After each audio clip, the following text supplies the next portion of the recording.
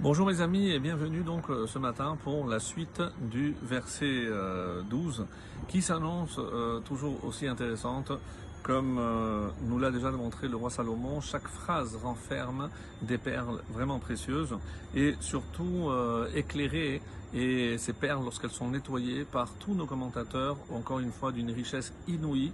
Et encore une fois, j'ai mal parce que quand je dois choisir, et avec tous les commentaires et tous les commentateurs qui se sont penchés sur cet ouvrage, évidemment qu'on doit faire une petite sélection. Mais en tout cas, ça nous suffit déjà à notre petit niveau pour apprécier la richesse, la profondeur de ces enseignements.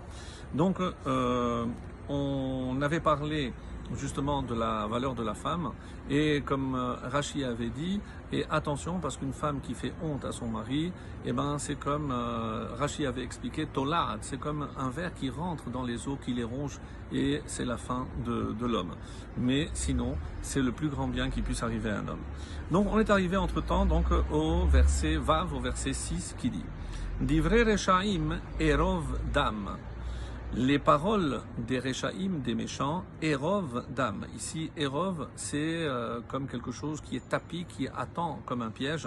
Alors on va traduire, et pourquoi Dam, le sang? Donc pour que la traduction colle au maximum au sens littéral des mots, on va dire, les paroles des méchants sont des embûches meurtrières, parce que ça va faire couler le sang, comme on va voir d'après l'explication. Ou Fi Yesharim, Yatilem, mais la bouche des hommes qui sont droits, Yatilem les délivre. Alors, le Radak, par exemple, dit à quoi ça fait allusion, pourquoi il y a des embûches meurtrières qui peuvent causer la mort d'un homme. Eh bien, il fait allusion ici à dénoncer aux autorités. Donc, si je dénonce quelqu'un, je sais qu'il est recherché ou pour d'autres raisons, qui risque la mort, donc par cette dénonciation, je peux entraîner la mort d'un homme. Et c'est à cela, d'après le Radak, que cela fait allusion. Par contre, Fi Yesharim Yatilem, mais de la même façon que les paroles des méchants peuvent entraîner le mal d'un homme, la bouche des hommes droits peuvent les sauver. C'est-à-dire que la force des tzadikim, des yesharim, des hommes droits, peuvent sauver quelqu'un d'un piège, comme nous le disent ici nos maîtres. Alors, le verset Zayin, Hafor Reshaim ve'enam. Et c'est une traduction extrêmement difficile parce qu'il y a énormément de commentaires de comment traduire Hafor Reshaim.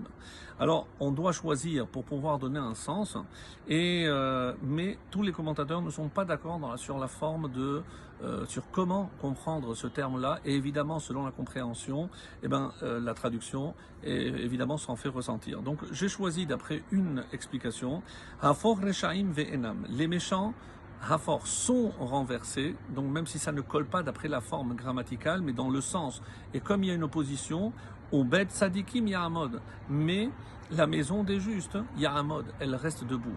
Donc par opposition, donc ici, comme si quelque chose est détruit, donc Hafor Reshaim Ve'enam.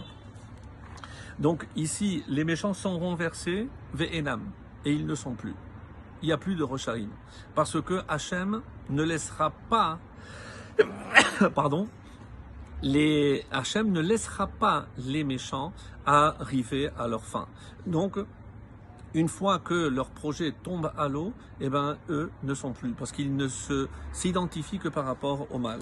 Et Rachi nous donne un exemple très intéressant, Ve'enam et ne sont plus. À quoi on fait allusion? Où est-ce qu'on a un exemple de cela dans la Torah?